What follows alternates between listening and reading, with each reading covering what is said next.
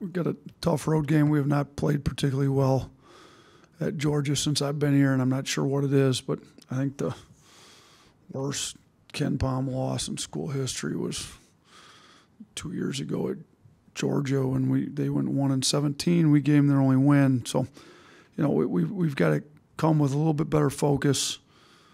I thought offensively we played as good a game as maybe we've ever played this year. Last game out, defensively, we didn't take the step forward I'd like, so we'd like to try to do both, get our turnovers down, have a better start to the game, and be much better on defense. So that's been the talk with practice, trying to limit turnovers, get our defense where it needs to be, and Georgia's improved. I mean, they're a lot better than they've been since I've been here. So, I mean, their only home loss, I believe, is to Tennessee, and they should have won that one. So they've been playing great, particularly at home. I see they've had pretty good crowds. So our guys are going to have to get themselves locked in. And this is a game where, if we're trying to win the SEC, we're half game up on Tennessee. We got to go into games like this and win them if we want a chance to win the league. So our guys have had two pretty good practices. I think we're in a decent spot, but we need to bring it tomorrow. Yeah, Coach, this is a little off topic, I guess, but the Bob Cousy and the Jerry West Awards put out their top 10 candidates. Mark's not on either of those lists. Just how do you think he's been playing? How deserving do you think he is of that recognition? Yeah, I don't know who's on those lists. I haven't seen them. I'm not even sure who determines who's on those lists, but I can't, in no disrespect, who's on those lists. I'm sure there's some really good players on both lists, but if you look at what Mark's doing, I mean, you look at where the SEC ranks compared to other conferences in the country. He's leading the SEC in scoring. He's the most efficient player, and it's hard to do that. I would say he's probably the most efficient guard. I haven't looked at those numbers here recently, but, I mean, he was top 5 in Ken Palm's National Player of the Year rankings, I think, going into this last week. He's been Player of the Week multiple times in the SEC. We're leading the league in first place by ourselves right now. So at a time when the leading scorer in the league's also on the, sometimes the leading scorer in the league's on a team that's at the bottom and they get no respect. When the leading scorer in the league's on a team that's winning the league by themselves in first place, to me it makes no sense why he wouldn't be on either of the lists. So whoever's deciding who's on these lists, I don't think is looking at everything going on in college basketball right now, to be honest with you. I'm not going to take credit for this stat, but Tide Hoops history charted, and it said you had 22 technical fouls in your time Somebody here. sent it to me. I thought it was 21. Did they It's come up with 21 a games, but you had the double tech. Oh, so 20. Okay, yeah, I forget. I didn't forget about that. Yeah, to go back to your first one here, you had said that you're usually good for one a year. So is that what I said? Yeah, you're kind of over that average. Is there something about these games that maybe is it the SEC kind of brings out another level in you, or is some of it you mentioned sometimes you can use it to rally your team? Yeah. I didn't realize I had. So I somebody did send me the 21, and if that would make sense if I had 2 in one game. So what are we, 4.5 games through with 22 techs? You're 17-4 in this. 17-4 in those games. 21 games.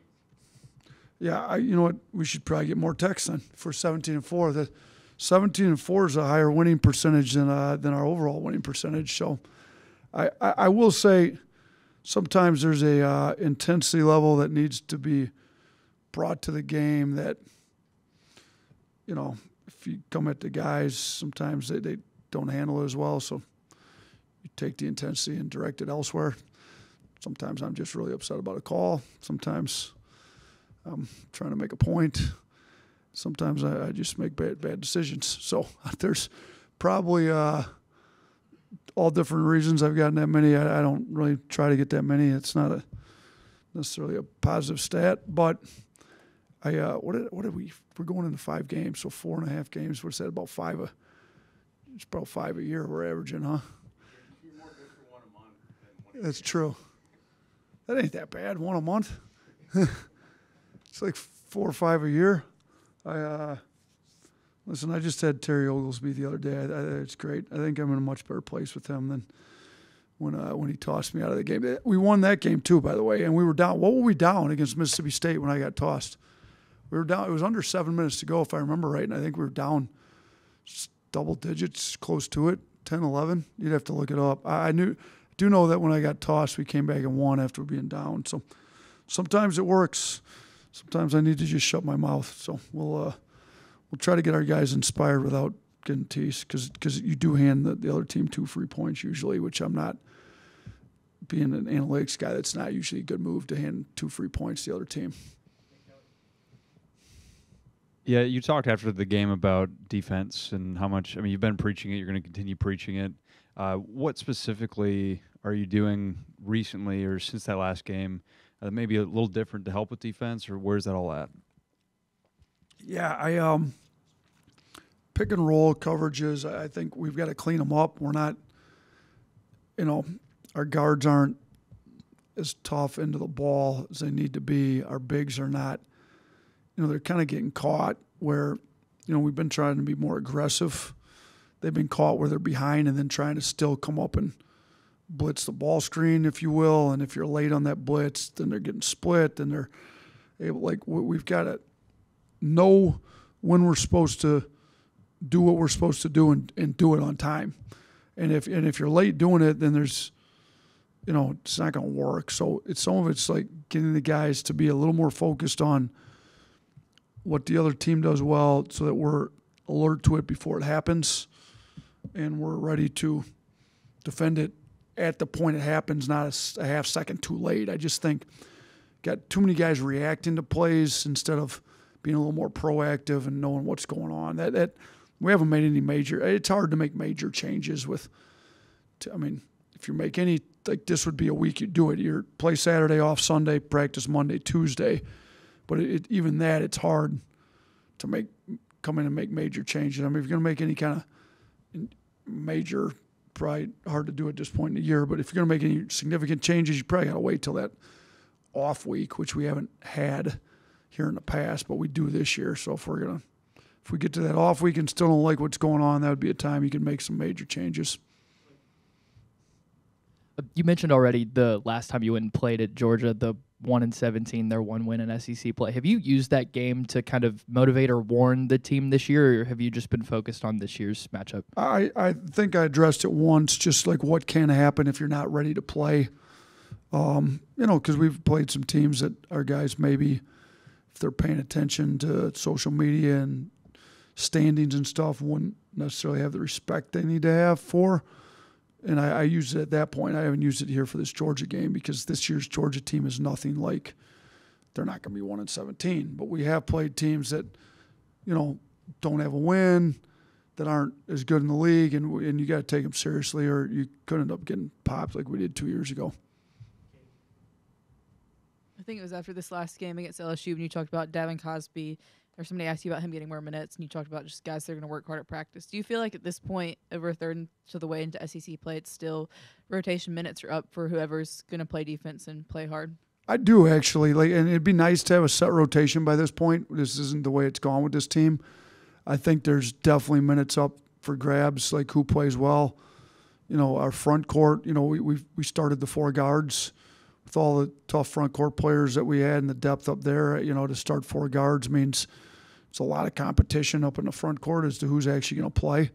So, those minutes are for sure up for grabs. I think even, with the guards, if we're going to play guards a little bit more, they're going to have to rest. Who else can play in those minutes? So, yeah, I think there's some guys that have definitely established themselves as some of the better players on this team that are going to play. But even them, if they're not playing hard on the defensive end, we're not going to leave them in the game. They're going to start out playing, but we can't leave guys in the game that aren't giving us winning effort if we're trying to win games.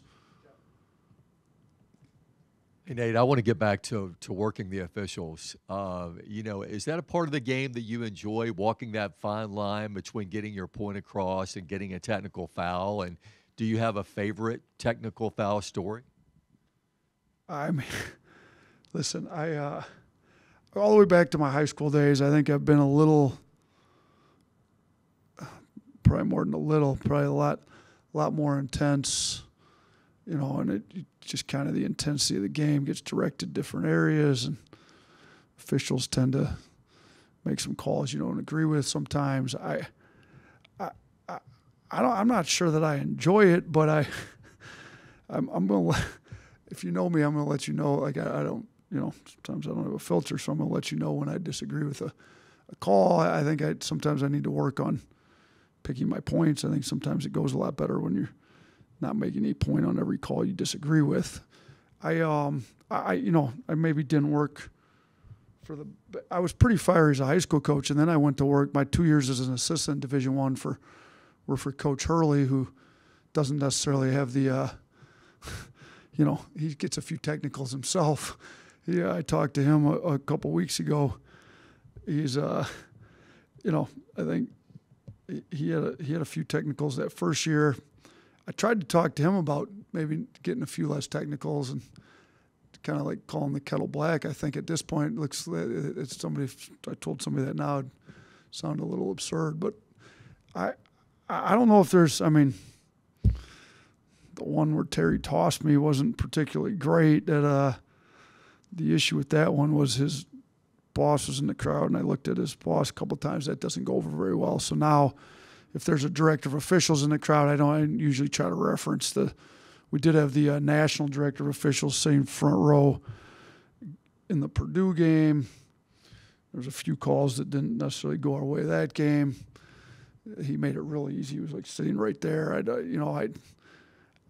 to be better with not a coach to get. I tell myself every time I'm walking out the floor from the locker room, just coach your team. Just coach your team. I know Danny Hurley, I think, had it written on his wrist at one point. Like there's a little bit of that with me too. Like the more time and attention I spend on the refs, the less I'm spending on my team, and my job is to actually coach my team.